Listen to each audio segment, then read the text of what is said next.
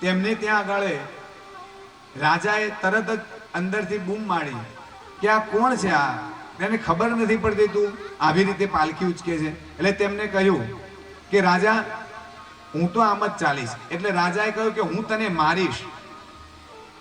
થોડાક આગળ ગયા તો પણ એમ જ ચાલે. પછી રાજાએ કહ્યું ઉભા રહો, નીચે ઉતર્યા.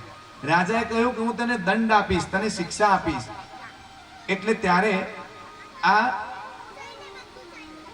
જડ ભરતજીએ તેમને ઉપદેશ આપ્યો, જ્ઞાન આપ્યું અને તેમને કહ્યું કે તમે રાજા છો અત્યારે, અને ક્યારે છો કે તમારી પાસે ગાદી છે એટલે. જ્યારે તમારી જોડે ગાદી નહીં હોય અને તમારી જગ્યાએ જો હું આવીશ તો હું રાજા બનીશ. એટલે માન તમારી ગાદીનું છે, તમારું નથી. માટે કોઈ પણ વસ્તુનું અભિમાન ના કરવું. આજે આપણી પાસે છે અને કાલે નહીં પણ હોય, અને સદાય માટે રહેશે તેની કોઈ ગેરંટી પણ નથી. તેમને કહ્યું કે તમે મને કહ્યું કે હું તને મારીશ, તો તમારે મને મારવાથી મારા શરીરને વાગશે, મારા આત્માને નહીં વાગે.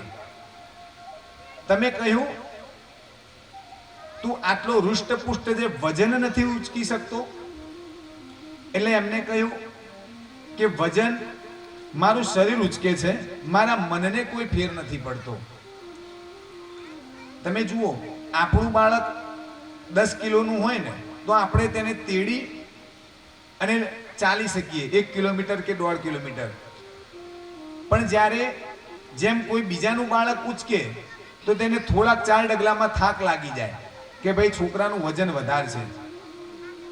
પોતાના બાળકનું વજન ના લાગે, બીજાનું બાળક તેડે તો તેને વજન લાગે. જડ ભરતજીએ આ બધું જ્યારે ઉપદેશ આપ્યો એટલે રાહુગણ રાજાને ખબર પડી ગઈ કે આ કોઈ સામાન્ય વ્યક્તિ નથી, આ અવશ્ય કોઈ મહાપુરુષ છે. અને એમની આગળ પડી ગયા છે. અને ત્યારે તેમને ખબર પડી કે આ તો જડ ભરતજી છે અને એ તો સ્વયં રાજા હતા. અને આ ઉપદેશ લેવા માટે રાહુગણ કપિલ મુનિના આશ્રમ તરફ જતા હતા. અને આ બધો જ ઉપદેશ તેમને અહીંયા આપી દીધો. અને તે ત્યાંથી જડ ભરતજી ફરીથી રવાના થયા અને અંતકાળે પોતાના મનને ભગવાનની અંદર પરોવી અને તે મોક્ષને પામ્યા. રાજા પરીક્ષિત આ બધી સુખદેવજી મહારાજની કથા સાંભળી અને પરીક્ષિતજી કહે છે કે જ્યારે મનુષ્યનો નરકની અંદર જવામાં આવે, નરકમાં, તો તેવા અને તેની અંદરથી મુક્તિ માટેના સરળ ઉપાયો કયા છે તે જરાક અમને જણાવો. અને તે સમયે અહીંયા 27 પ્રકારના નરક બતાવ્યા છે. અહીંયા શાસ્ત્રમાં કહ્યું છે કે વ્યક્તિ જ્યારે ભગવાનના ઘરે જાય તે સમયે તેમની પાછળ ગરુડ પુરાણનો પાઠ કરવો. બીજા નંબરમાં જ્યારે ગરુડ પુરાણનો પાઠ કરો, અથવા તો ઘણી વખત એવું બનતું હોય છે, અહીંયા હું વ્યાસપીઠ ઉપર બેઠો છું અને અહીંયાથી જે બોલવાનું થાય તે હંમેશા સત્ય જ બોલવું અને ધર્મના અનુસરણ વાળું જ બોલવું. તો જ્યારે આ વ્યવહારમાં એવું બનતું હોય કે કોઈનું બેસણું હોય ને, હવે એક એવી પદ્ધતિ બની ગઈ છે, તો બેસણામાં કોઈ સગાવાલાની આગળ જે દ્રવ્ય આવે ને તે દ્રવ્યથી એ લોકો ઘાસ ખવડાવતા હોય છે. અથવા તો કોઈ બાલ મંદિરમાં છોકરાઓને ખવડાવે. મારા પંચાંગની અંદર અમે જે છે એમાં છાપેલું છે, અમારી દરેક જગ્યાએ કહું છું કે તમે એ ખવડાવી અને પુણ્યના નહીં પણ તમે પાપના ભાગીદારી બનો છો. કેમ? કારણ કે જે દ્રવ્ય આવ્યું છે પરમાત્માનું આગળ, તેનો અધિકારી કોણ છે? તો તમારા ત્યાં આવનાર જે બ્રાહ્મણ છે તે, એને જે પાઠ કર્યો છે અથવા તો જે જપ કર્યા છે એ દ્રવ્ય તમે બ્રાહ્મણને આપી દો. એનો અધિકાર આપણો નથી. કારણ કે એને તો કોઈ આવેલા આપણા સગાવાલાને નથી કહ્યું કે તમે અહીંયા રૂપિયો મૂકો, 2 રૂપિયા મૂકો, 5 રૂપિયા મૂકો. માટે એ દ્રવ્યથી ના તો તમે તેમની ક્રિયા કરી શકો કે ના તો બીજું પુણ્ય કરી શકો. પુણ્ય કરવું હોય તો એ ઘાસ ને બધું જે ખવડાવો એ બીજા અન્ય પૈસામાંથી ખવડાવો. પછી અહીંયા એક સુંદર વાત છે, એ નર્કના જે બધા દ્રષ્ટાંતો બતાવે કે વ્યક્તિ જેવા જેવા કર્મ કરે એ બધા કર્મની અંદરથી પસાર થતો હોય છે.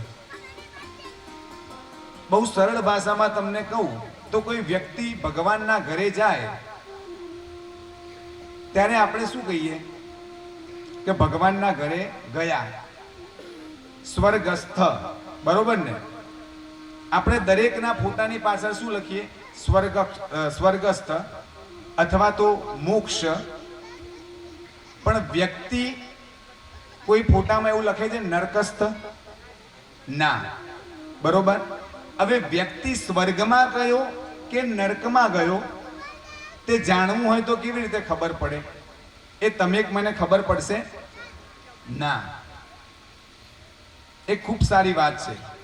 મોડું થાય છે પણ તેમ છતાં તમને કહી દઉં. એક વખત એક મહારાજ હતા અને તેમના શિષ્યને બહુ ઉપાસક હતા. તેમના શિષ્યને તેમની પાસે રાખ્યા અને તેમના શિષ્ય આવ્યા એટલે કહ્યું કે તમારે, એમને કહ્યું તમે મને દીક્ષા આપો. પહેલા તો બ્રહ્મચારી બનાવે, પછી કે તમે મને દીક્ષા આપો, મારે સંત થવું છે. તો કે સંત બનાવું, પણ પહેલા તમે ફરી આવો, બધે જ્ઞાન મેળવી આવો, અને પછી હું તમને બતાવું કે કેવી રીતે સંત બની અને રહેવાય. તો કે સારું. તો જ્યારે એ ભ્રમણ કરવા માટે ગયા અને 12 વર્ષે ફરીથી પાછા આવ્યા. એટલે પછી એમના ગુરુજીએ કહ્યું કે તમે બધે ફરી આવ્યા? કે હા.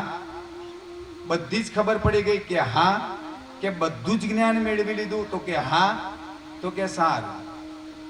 એટલામાં ત્યાંથી એક નનામી જતી હતી.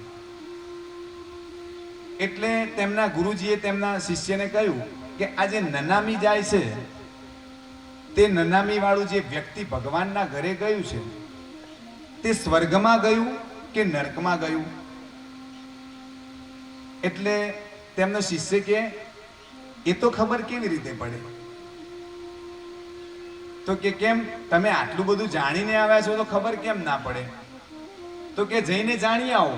એ ત્યાં ગયા, આમથી આમ ફાંફા માર્યા, આજુબાજુ ગયા, કઈ ખબર પડી નહીં. ફરીથી બીજી નનામી આવી, ફરીથી ગયા કે ભાઈ જાણીને આવો તો હું તમને મારા શિષ્ય બનાવું. ફરીથી ત્યાં ગયા, પગે લાગ્યા, જોયું, પણ કઈ પત્તો પડ્યો નહીં. પાછા આવ્યા અને જ્યારે પાછા આવ્યા એટલે ગુરુજીએ કહ્યું કે જો તમારે મારા શિષ્ય બનવું હોય તો પહેલા આ શીખી આવો, પછી જ હું તમને બનાવીશ. કે આ તો જબરું થયું. એટલે પાછા નીકળ્યા કે ફરી આવો, જ્યારે શીખો ને ત્યારે આવજો. પછી એક જગ્યાએ ગયા કે જ્યાં આગળ એક ખુલ્લું મેદાન જેવું હતું, બગીચા જેવું. ત્યાં બેઠા હતા અને સામે એક ઓરડી હતી. તે ઓરડીની અંદર એક ગણિકા રહેતી હતી કે જેને નિમ્ન કક્ષાની સ્ત્રી કહેવાય. તે પોતાની દીકરીની સાથે તે ઓરડીમાં રહેતી હતી. આખી રાત સુધી આ સંત સામે ત્યાં એક ઓટલા જેવું હતું, ત્યાં બેઠા રહ્યા. સવાર પડી અને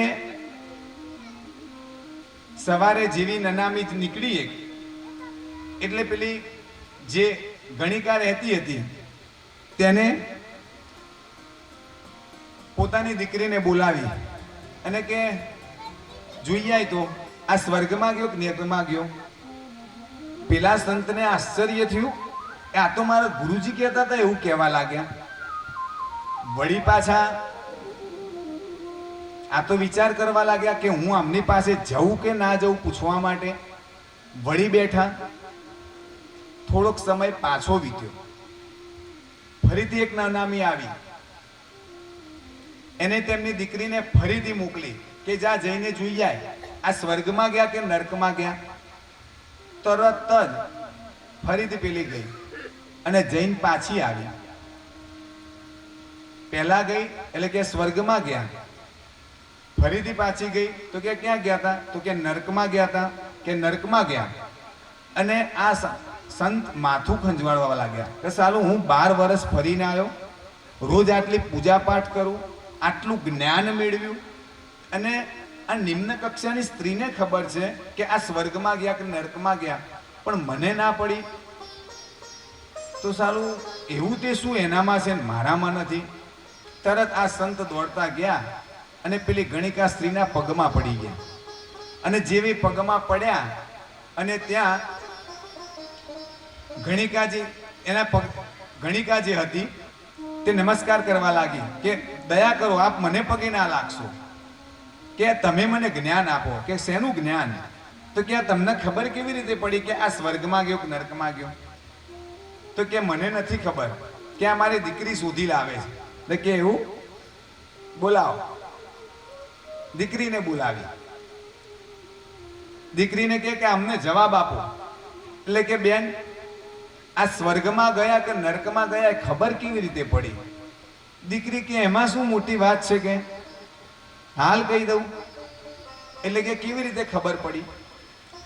તો કે જ્યારે પહેલા વ્યક્તિની નનામી લઈને જતા હતા અને હું ત્યાં ગઈ તો તેમની પાછળ લોકો ખૂબ જ આક્રંદ કરતા હતા, લોકો ખૂબ જ રડી રહ્યા હતા, લોકો એવું કહેતા હતા કે અહીંયા આ વ્યક્તિની જરૂર છે, એ વ્યક્તિને ભગવાનને પણ જરૂર છે. એ વ્યક્તિ ખૂબ જ સારા હતા અને ખરેખર જે લોકો રોતા હતા એ સત્ય રોતા હતા. એટલે મને ખબર પડી કે આ સ્વર્ગમાં ગયા. અને જે બીજા લોકો